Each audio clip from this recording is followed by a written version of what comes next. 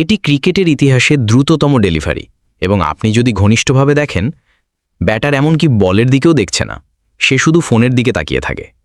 বাংলাদেশের শরীফুল ইসলামের ডেলিভারি ছিল ঘন্টায় 161 কিলোমিটার, অর্থাৎ প্রতি সেকেন্ডে প্রায় 300 ফুট, এবং এটি ছিল 2022 সালে আয়ারল্যান্ডের বিপক্ষে একটি টি-20 ম্যাচের সময়।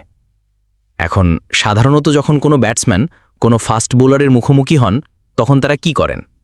তারা বল খুঁজছে, তারা যত তাড়াতাড়ি সম্ভব এটি দেখার চেষ্টা করে যাতে তারা তাদের শট খেলতে পারে। কিন্তু এই ব্যাটসম্যান তার ফোনে এতটাই ফোকাসড করেছিলেন যে তিনি বলটি পুরোপুরি মিস করে দিয়েছিলেন।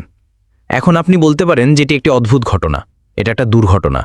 হয়তো ব্যাটারটি তার ফোনে তার পরিসংখ্যান পরীক্ষা করার চেষ্টা করছিল, অথবা হয়তো সে কেবল আবহাওয়া পরীক্ষা করছিল। তবে এটি প্রথমবার নয় যে তিনি এই কাজটি করেছেন। আন্তর্জাতিক ক্রিকেটে একাধিকবার এমনটা করেছেন তিনি। তাহলে রহস্যটা কি? প্রতি সেকেন্ডে 300 ফুট গতিতে বল আসার সময় সে কিভাবে তার ফোনে এত বেশি ফোকাস করতে পারে? ঠিক আছে, ব্যাটারের মতে রহস্যটি হলো তার ফোনে একটি বিশেষ ডিভাইস রয়েছে যা তাকে পর্দার দিকে না তাকিয়ে পরিসংখ্যান এবং আবহাওয়া দেখতে দেয়।